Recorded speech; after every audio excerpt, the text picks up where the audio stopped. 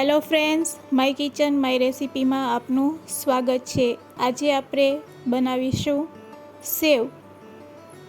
આ સેવ બનાવવી ખૂબ જ સહેલી છે અને તેને બનતા ફક્ત 5 મિનિટ લાગે છે। જો તમે નાની નાની બાબતનું ધ્યાન રાખશો તો આ સેવ તમારી એકદમ બજાર જેવી બનીને રેડી થશે। રેસિપી સારી લાગે તો લાઈક અને શેર કરવાનું ભૂલશો નહીં। અને જો તમે હજુ મારી ચેનલને સબસ્ક્રાઈબ ન કરેલ હોય તો સબસ્ક્રાઈબ કરી બાજુનું બેલ બટન દબાવવાનું ભૂલશો નહીં, જેથી કરીને તમને મારા નવા વિડીયોનું નોટિફિકેશન મળતું રહે।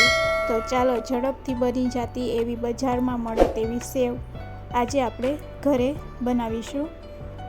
તો તેના માટે આપણે સૌપ્રથમ 1 વાટકા જેટલો ચણાનો લોટ એટલે કે બેસન લેશું।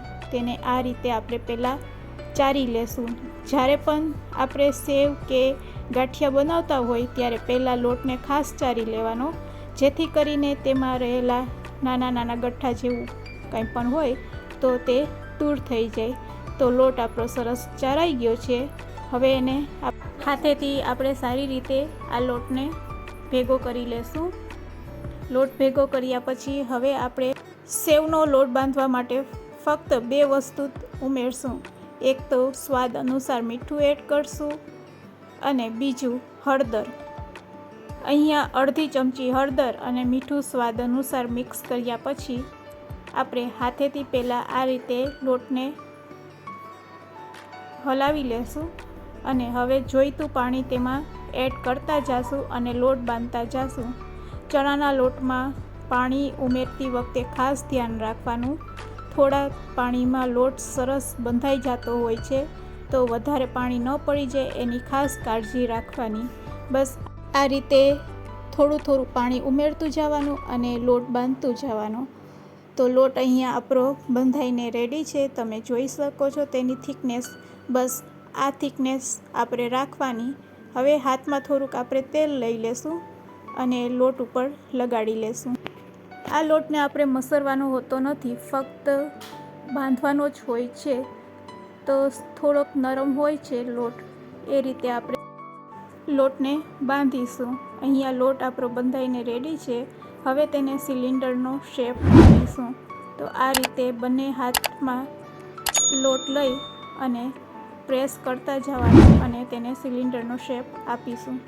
હવે સેવ પાડવા માટેની જારી આવે છે તેને આપણે તેલથી ગ્રીસ કરી લેશું અને આપણે સંચા સાથે ફિટ કરી લેશું।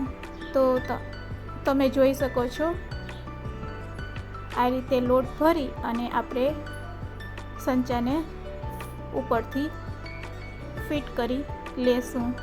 તો સંચો આપણો ભરાઈને રેડી છે। તો આ બાજુ આપણે ગેસની ફ્લેમ ચાલુ કરી હાઈ ફ્લેમ ઉપર તેલને આ રીતે ગરમ કરી લેશું।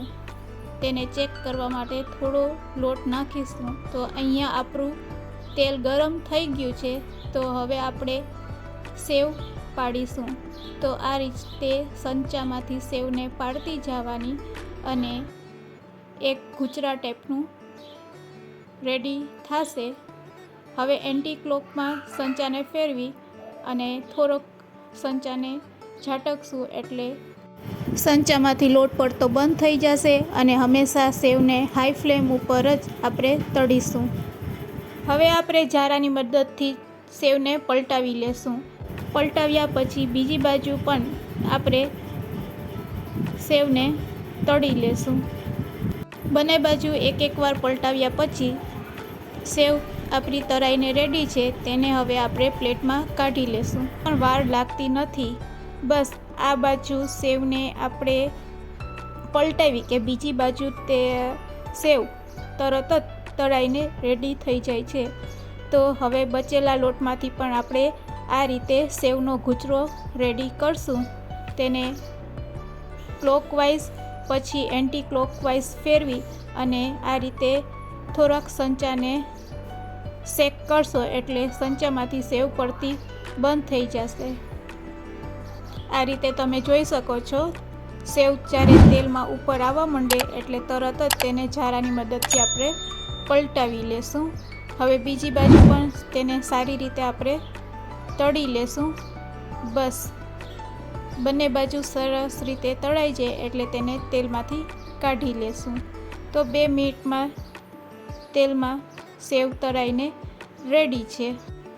એક વાટકામાંથી તમે જોઈ શકો છો કેટલી સેવ બની જાય છે અને તે કેટલી ક્રિસ્પી બનેલ છે તેનો અવાજ સંભળાવીને પણ તમને બતાવું છું. તો અહીંયા આપણી સેવ બનીને રેડી છે. એકવાર જરૂરથી ટ્રાય કરજો અને રેસીપી સારી લાગી હોય તો શેર કરવાનું ભૂલશો નહીં.